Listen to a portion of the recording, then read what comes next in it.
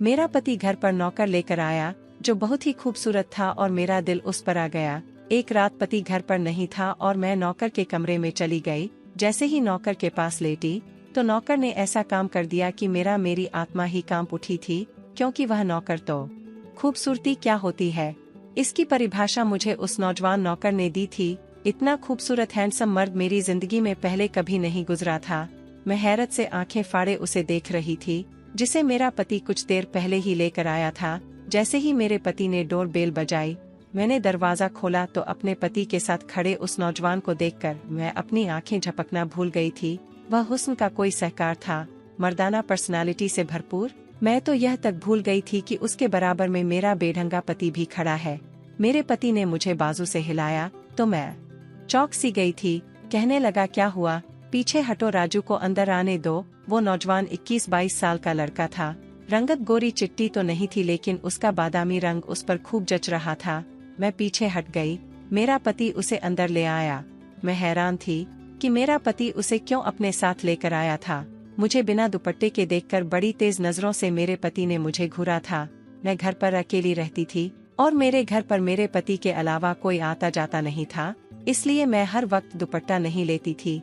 लेकिन जब उसकी नजरों ने मुझे एहसास दिलाया कि आज उसके साथ एक नौजवान लड़का भी है, तो मैंने फौरन से कुर्सी पर रखा दुपट्टा खुद पर डाल दिया था। उस नौजवान ने एक नजर भी उठकर मेरी तरफ देखा नहीं था। जब से आया था नजर झुकाए खड़ा था। मैंने अपने पति से पूछा कि यह कौन है। वह कहने लगा, एक बेसहारा नौजवान है, लेकिन बहुत ही शरीफ लड़का है, इसलिए मैंने इसे घर पर नौकरी के लिए रख लिया है। यह घर के छोटे मोटे काम कर दिया करेगा, तुम्हारा हाथ बटा दिया करेगा। हालांकि यह बात सुनकर मुझे बुरा लगना चाहिए था कि एक नौजवान को मेरा पति घर ले आया था, वह भी घर के काम काज करवाने के लिए, क्योंकि वो जानता था कि वो पूरा दिन घर पर नहीं होता था और मैं अकेली होती थी। ऐसे में एक नौजवान लड़के का मेरे साथ होना कुछ ठीक बात नहीं लग रही थी, लेकिन मुझे बुरा नहीं लगा था। अंदर ही अंदर ना जाने क्यों मैं अपने पति के फैसले से बड़ी खुश हुई थी। मैंने कहा, यह तो आपने बहुत अच्छा किया, क्योंकि मुझे घर के काम करने में बड़ी मुश्किल आ रही थी, और फिर जब बाजार से कोई सामान लाना होता है तो मैं थक जाती हूँ। मेरा पति कहने लगा, हाँ इसीलिए तो रखा है, ताकि तुम्हें बाहर न जाना पड़े। तुम बाहर के सारे काम इससे करवा सकती हो और घर के भी छोटे मोटे काम यह कर दिया करेगा। हमारा घर बहुत बड़ा तो नहीं था कि नौकरों के लिए अलग से कोई क्वार्टर होता है, इसलिए मेरे पति ने घर का ही एक स्टोर रूम उसके लिए खाली कर दिया। मेरे पति ने वहीं पर उसकी एक चारपाई रख दी और एक पंखा भी लगवा दिया। फिर मेरे पति ने प्लेट में खाना डाला, वह भी उसे स्टोर रूम में दे दिया। मुझसे कहने लगा कि जब कोई काम ना हो तो उसे घर में ज्यादा घूमने फिरने मत देना, उसे कहना कि यह अपने कमरे में ही रहा करे। यह बेचारा बहुत ही मजबूर था, इसलिए इसकी मजबूरी को देखते हुए मैं इसे घर ले आया हूँ। काम काज भी कर दिया करेगा और इसको खाने के लिए रोटी भी मिलती रहा करेगी। मैंने कहा, ठीक है, लेकिन न जाने क्यों मेरे अंदर एक अजीब से एहसास जन्म लेने लगे थे। मुझे पूरी रात सुकून से नींद नहीं आई थी। आंखें बंद करती है तो उस नौकर का चेहरा मेरी आंखों के सामने आने लगता। न जाने क्यों, लेकिन मेरा दिल चाह रहा था कि जल्दी से सुबह हो जाए और मेरा पति अपने काम पर चला जाए और मैं उस नौकर को जी भर के देखूं, जिसकी एक झलक ने मुझे दीवाना सा करके रख दिया था। इतनी कशिश तो मैं आज तक किसी लड़की के चेहरे पर भी नहीं देखी थी जितनी उस लड़के के चेहरे पर थी। मुझे यह हैरत थी कि कैसा अजीब आदमी था। उसने एक बार भी मेरी तरफ आंख उठाकर नहीं देखा था, हालांकि मैं भी कम सुंदर नहीं थी। अगले दिन सुबह मैं जल्दी ही उठ गई थी। मैं किचन में नाश्ता तैयार कर रही थी जब मेरे पति ने स्टोर रूम के दरवाजे पर दस्तक दी। वह लड़का बाहर आ गया। मेरे पति ने कहा, घर का सौदा वगैरह ले आओ और अपनी मालकिन के साथ मिलकर कुछ काम करवा लो, फिर मैं तुम्हें अपने साथ दुकान पर ले जाऊंगा। यह सुनना था कि मैं कुछ हैरान हुई थी। मेरा पति उसे दुकान पर क्यों ले जा रहा था? वह तो उसे घर के लिए लाया था। मैंने फ्राई अंडा प्लेट में रखा और चूल्हा बंद करके बाहर आ गई। मैंने कहा, आप इसे कहाँ लेकर जा रहे हैं? यह तो अपने घर के काम काज के लिए रखा है ना। मेरी बात सुनकर मेरा पति पहले तो मुझे घूर कर देखने लगा, फिर कहने लगा, यह पूरा दिन यहाँ पर क्या करेगा? अभी 1 घंटा है, तुमने जो काम करवाना है करवा लो। मैं इसे अपने साथ दुकान पर लेकर जाया करूँगा और फिर यह रात को मेरे साथ आया करेगा और रात को भी तुम्हारे साथ जो काम होगा करवा दिया करेगा। यह सुनकर मेरा दिल बुझकर रह गया था। मैंने नाश्ता बेदिली से बनाया और इतनी देर में वह लड़का भी आ गया था। कहने लगा दीदी कोई काम हो तो बता दे। मैंने पलटकर उसकी तरफ देखा, वह अब भी नजरें झुकाए हुए बात कर रहा था। उसके दीदी कहने पर तो मेरे तन बदन में आग सी लग गई थी। ठीक है, मैं उससे कुछ साल बड़ी थी, लेकिन दीदी तो बिल्कुल न थी। मैंने कहा देखो मेरा नाम संजना है, मुझे संजना कहा करो, मैं इतनी बड़ी नहीं हूँ कि तुम मुझे दीदी बोलो। मैंने बड़े सख्त शब्दों में उसे कहा था। फिर मैंने सिंक में बर्तन भरे और उससे कहा कि यह बर्तन धो लो और सब्जियां वगैरह काटकर धोकर अच्छे से, तब जाना। यह कहकर मैं किचन से बाहर आ गई थी। मेरा पति तैयार हो रहा था। तैयार होकर जब तक वह नाश्ता करके फ्री हुआ, वह लड़का भी किचन की साफ सफाई कर चुका था। बाजार से सामान भी ले आया था। मैंने उस लड़के के लिए भी नाश्ता लगा दिया। कुछ ही देर में मेरा पति उस लड़के को अपने साथ दुकान पर ले गया। न जाने क्यों आज का दिन बड़ी मुश्किल से मैंने काटा था। ऐसा लग रहा था कि जैसे वक्त रुक सा गया हो। मैं बार बार घड़ी की तरफ देख रही थी। हालांकि रोज यही मेरा समय यूं ही गुजरता था, लेकिन पहले घर के कामों से फुर्सत ही नहीं मिलती थी। दिन बहुत जल्दी गुजरता हुआ महसूस होता था, लेकिन आज तो जैसे वक्त कट ही नहीं रहा था, क्योंकि सारा काम तो सुबह सुबह वह लड़का कर कर रख गया था। अब मेरे पास करने के लिए कुछ था भी नहीं। ऊपर से बार बार मुझे उस लड़के राजू का ख्याल आ रहा था। मैं अपनी इस हाल से खुद ही परेशान थी। जैसे ही रात को मेरे पति के आने का समय हुआ, मैं जल्दी से कमरे में आ गई। अच्छे से कपड़े पहने, मेकअप किया और अपने बाल भी खुले छोड़ दिए। हालांकि मेरी शादी को 7 साल हो चुके थे और मैं अपने पति के लिए कभी यूं सजती संवरती नहीं थी। शादी के शुरू में ही 1-2 महीने तक ही मैं खुद को सजाया संवारा था, लेकिन उसके बाद मैं घर के आम से हुलिये में घूमती रहती थी। लेकिन न जाने क्यों आज मेरा दिल चाहा कि अपने आप को सजाऊं संवारूं।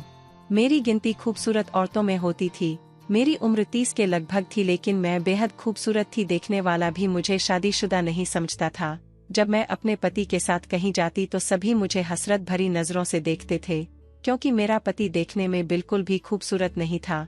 तोंद निकली हुई थी, कद भी बस ठीक ठाक ही था, रंगत भी सांवली सी थी, नए नक्श भी कोई खास नहीं थे, और मैं एक हुस्न की देवी थी, खूबसूरती से मालामाल थी। इसलिए राजू की पर्सनैलिटी और उसका हुस्न देखकर मेरी दबी हुई ख्वाहिशें मेरे अंदर भड़क उठी थी।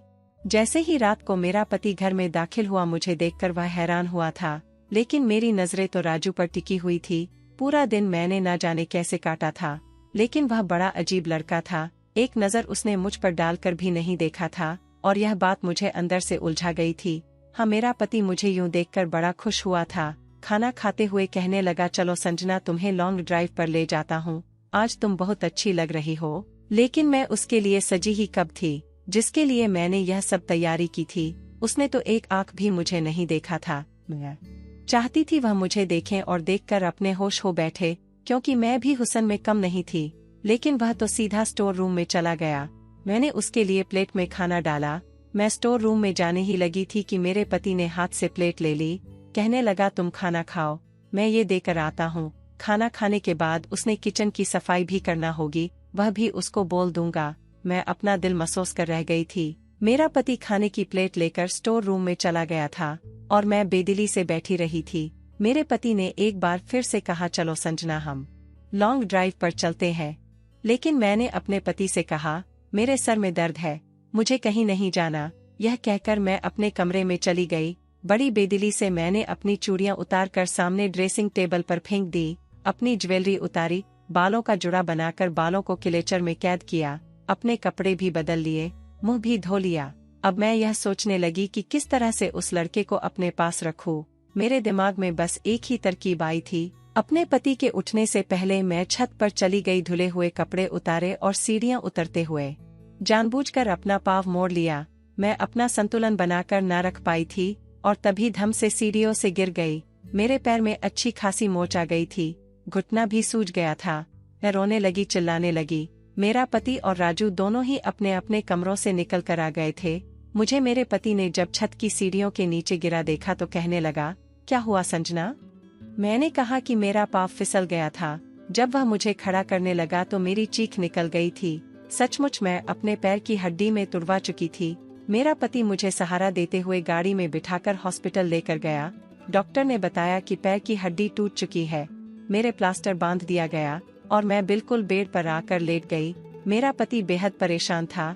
कहने लगा, अब मैं काम पर कैसे जाऊंगा? ऐसा करता हूँ, राजू को भेज देता हूँ। फिर कहने लगा उसे तो अभी दुकानदारी का पता भी नहीं है।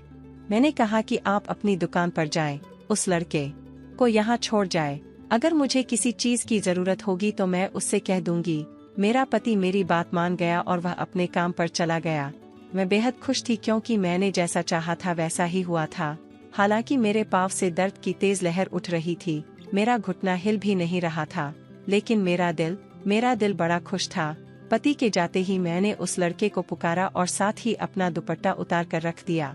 जैसे ही वह मेरे कमरे में दाखिल हुआ उसकी नजर झुकी हुई थी। कहने लगा, जी कहिए मैडम जी, क्या बात है? मैं चाहती थी कि वह मुझे देख। मैंने उसे कहा, इधर आओ मेरे पास। वह मेरे पास आ गया। कहने लगा, क्या चाहिए आपको? वैसे मैंने खाना बना दिया है, मुझे खाना पकाना आता है और किचन और घर की सफाई भी कर दी है।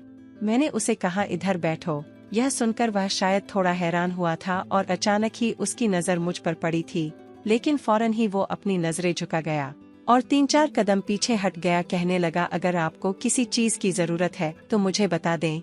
यह सुनकर मुझे उस पर गुस्सा आने लगा। मैंने कहा, मेरे पैर में तेज दर्द है और मुझे कमरे में घबराहट हो रही है। मुझे बाहर हाल में बैठना है, मुझे सहारा देकर बाहर बैठा दो। मैं चाहती थी वह मेरे करीब आए।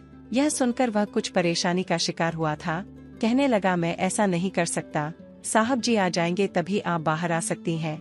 यह कहकर वह कमरे से निकल गया। मुझे उस पर बहुत गुस्सा आने लगा था।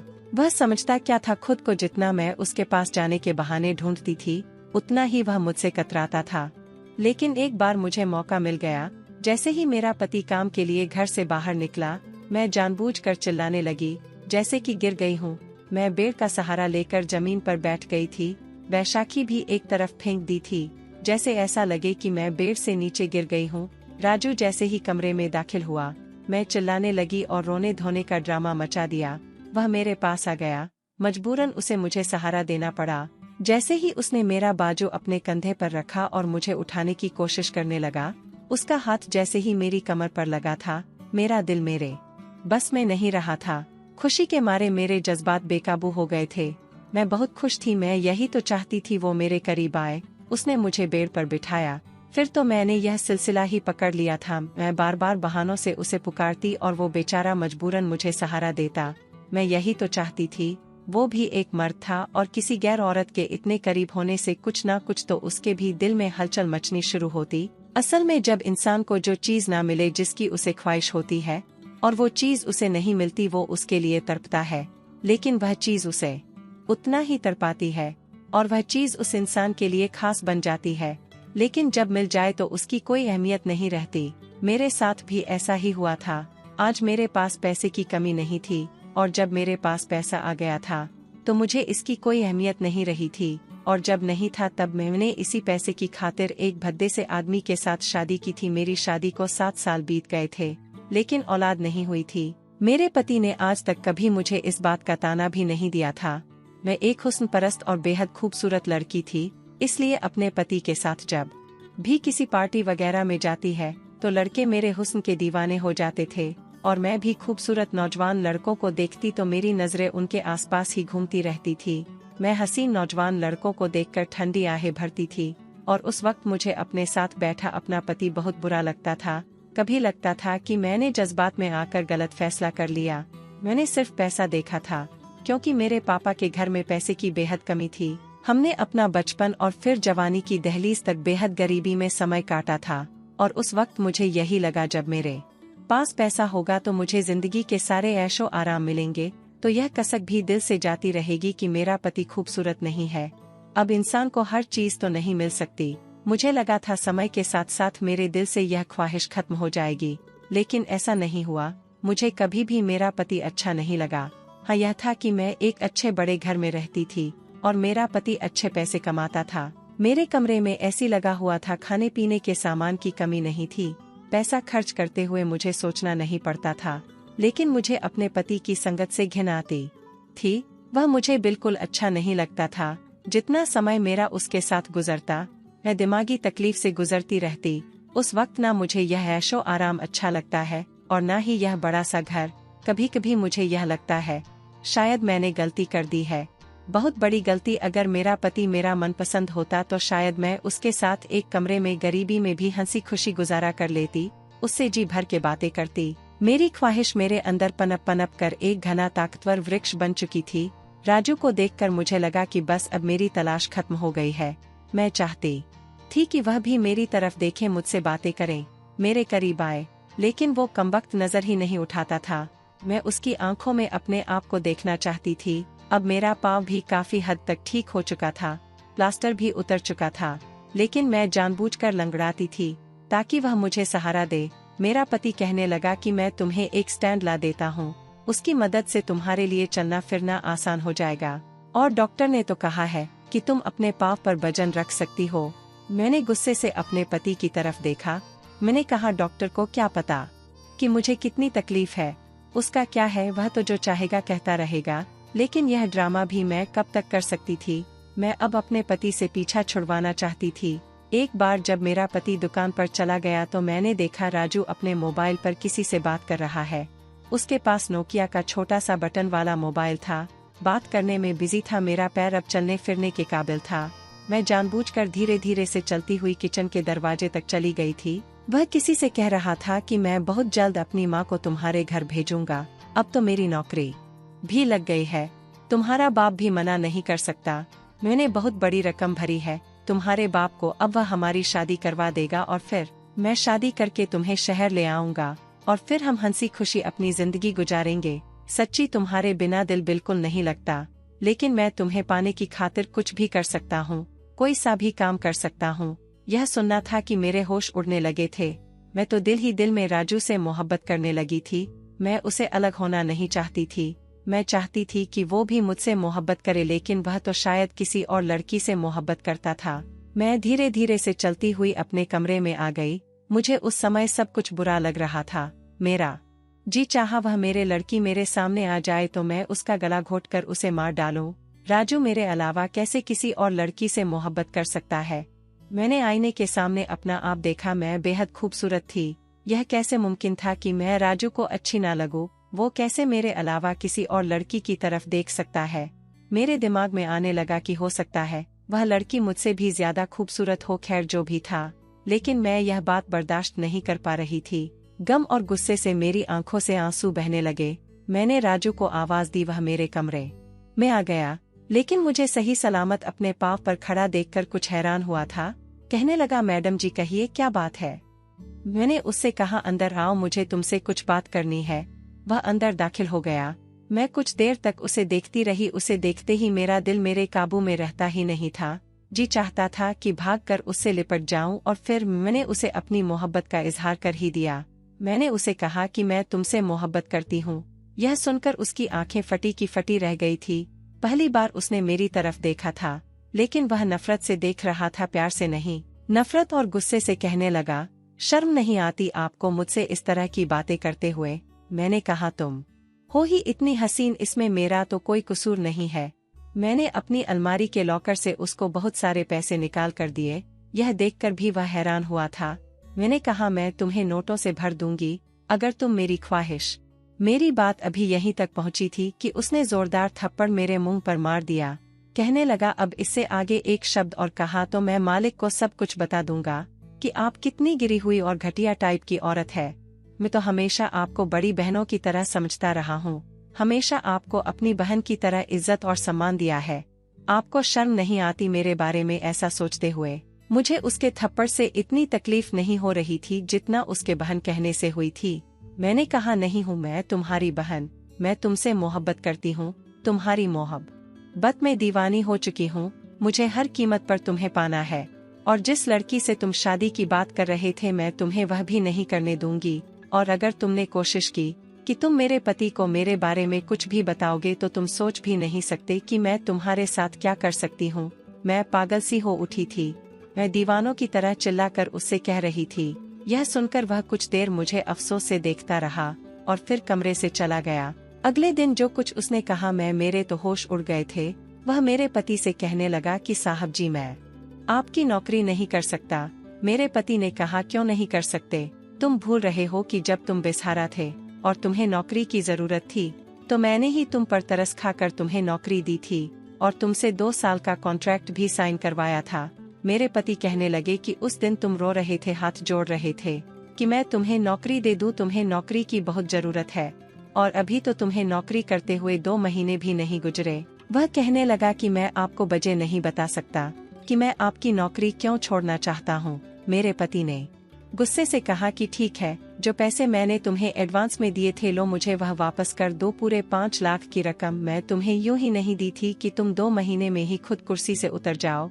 मैं तुम्हें घर पर इसलिए रखा था क्योंकि तुम एक शरीफ लड़के थे। तुम्हारे होते हुए मुझे यह चिंता नहीं रहती थी कि मेरी पत्नी घर पर अकेली है। मुझे तुम पर इतना भरोसा था कि तुम मेरी पत्नी की एक भाई बनकर हिफाजत करोगे, और इसी वजह से मैं तुम्हें अपनी नौकरी पर रखा था।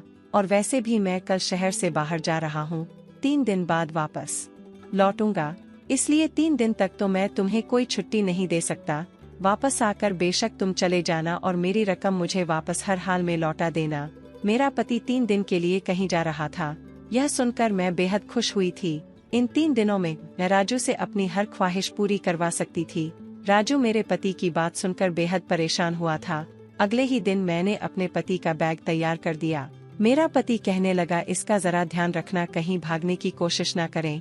पूरे 5 लाख एडवांस ले चुका है। इस लड़के को पैसों की सख्त जरूरत थी, क्योंकि यह जिस लड़की से प्यार करता है उसके बाप ने ऐसी शर्त रखी थी कि पहले 5 लाख रुपए जमा कराओ, तभी वह अपनी बेटी का हाथ इसके हाथ में देगा। और मुझे 5 लाख एडवांस लेकर इसने उस लड़की के बाप को दे रखे हैं और अपना रिश्ता भी पक्का करवा लिया है। अब मुझे सब समझ आ गया था कि राजू यहाँ काम क्यों कर रहा था। वह कोई नौकर नहीं था, बस मजबूरी में यह काम कर रहा था। खैर, मेरा पति 3-4 दिन के लिए चला गया। राजू भी दुकान पर चला जाता और रात को लौटता था, और उसके लौटने से पहले ही मैं खुद को अच्छे से तैयार करती थी और अपने होश उड़ा देने वाले हुस्न के साथ उसके सामने जाकर खड़ी हो जाती। मुझे देखकर वह अपनी नजरें बदल लेता था। उस दिन भी मैं खूब तैयार हुई थी, लेकिन वह मुझसे नजरें चुराते हुए स्टोर रूम में चला गया था और अंदर से दरवाजा भी लॉक कर लिया। यह देखकर मुझे उस पर गुस्सा आने लगा। मैंने कहा, दरवाजा खोलो, लेकिन राजू कहने लगा, मैडम जी आप यहाँ से चले जाएं, मैं दरवाजा नहीं खोलूंगा। काफी देर तक मैं उसका दरवाजा बजाती रही और फिर थक हार कर अपने कमरे में आ गई। मुझे उस पर बहुत गुस्सा आ रहा था, लेकिन मैं बेबस थी। रात के 3 बजे मेरे दिमाग में यह ख्याल आया कि स्टोर रूम की चाबी तो मेरे ही पास होती है। मैंने दरार से स्टोर रूम की चाबी निकाली और बहुत धीरे से दरवाजा खोला। सामने चारपाई पर ही राजू मुंह तक कंबल लपेटकर सो रहा था। मैंने धीरे से स्टोर रूम का दरवाजा बंद कर दिया और उसकी चारपाई पर जाकर लेट गई। कमरे में घुप अंधेरा था। जैसे ही मैं उसके साथ लगी, मेरे कानों ने जो आवाज सुनी मेरे होश उड़ाने के लिए काफी थी, क्योंकि वो आवाज तो मेरे पति की आवाज थी। मैं एकदम से उठकर बैठ गई। एक टॉर्च लाइट थी जो मेरे मुंह पर पड़ी थी। उसकी रोशनी से मैं चारपाई पर लेटे आदमी को भी देख चुकी थी। वह राजू नहीं था, बल्कि वह तो मेरा पति था, और अपने पति को देखकर मेरे होश उड़ गए थे। मैं हक्का बक्का आंखें खोल उसे देख रही थी। मेरा पति कहने लगा, तुम्हारी हर बात राजू ने मुझे बता दी है। पहले तो मुझे राजू की बात पर विश्वास नहीं हुआ था, लेकिन उसने मुझे अपनी बात का विश्वास दिलाया। कहने लगा, साहब जी अगर आपको मेरी बात का विश्वास ना हो तो आप कहीं बाहर जाने का नाटक करें, आपको सब कुछ समझ आ जाएगा। मैं तुमसे झूठ बोला था कि मैं दूसरे शहर जा रहा हूँ। मैं तुम्हारी असलियत देखना चाहता था। मैं रोने लगी। मेरी सारी सच्चाई मेरे पति के सामने आ चुकी थी। उसने वहीं खड़े खड़े मुझे धक्के देकर घर से निकाल दिया। मैं रात के अंधेरे में ही अपने माँ बाप की दहलीज तक आ गई थी। कुछ दिन बाद मेरे पति ने मुझे तलाक के कागजात भी भेज दिए थे और मुझे अपना हर रिश्ता नाता खत्म कर लिया था। मेरे पति ने कहा कि मैं कम खूबसूरत औरत के साथ जिंदगी गुजर सकता हूँ, लेकिन खूबसूरत और बेवफा औरत के साथ जिंदगी नहीं गुजार सकता। मर्द पूरा दिन बाहर मेहनत करके पत्नी की ख्वाहिश और उसके ऐश आराम के लिए मारा मारा फिरता है। उसे अपनी पत्नी की वफा चाहिए होती है, वरना पैसे देकर तो कोई भी बदकिरदार औरत बिस्तर पर लेटने को तैयार हो जाती है।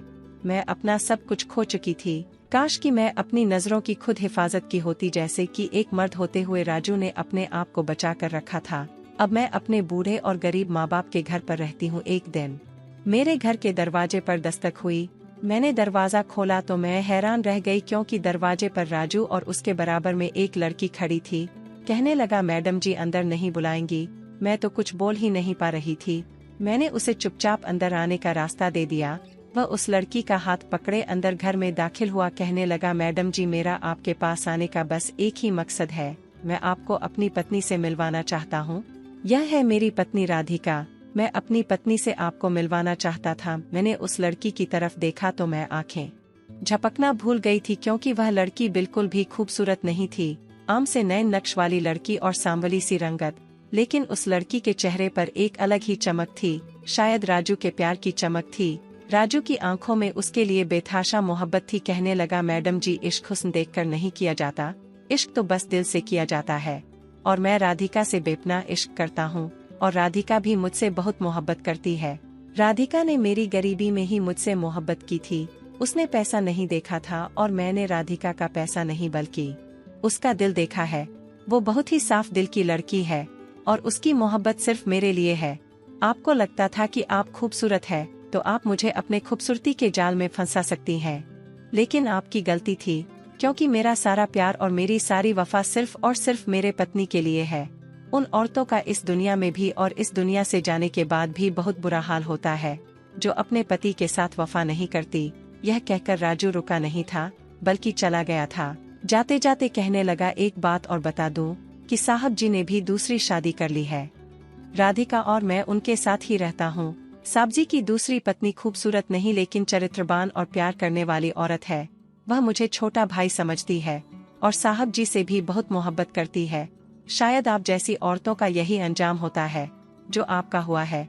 न वह घर की रहती है न घाट की। यह कहकर राजू चला गया था और मेरी आंखों से आंसू बह रहे थे। मैंने खुद अपनी हंसती खेलती जिंदगी अपने हाथों उजाड़ दी थी। दोस्तों, कहानी कैसी लगी जरूर बताना। पसंद आई हो तो प्लीज लाइक करना। रोज एक नई कहानी सुनने के लिए हमारे चैनल को भी सब्सक्राइब करना। कहानी को अंत तक सुनने के लिए आप लोगों का बहुत बहुत धन्यवाद। मिलते हैं अगली किसी नई कहानी के साथ।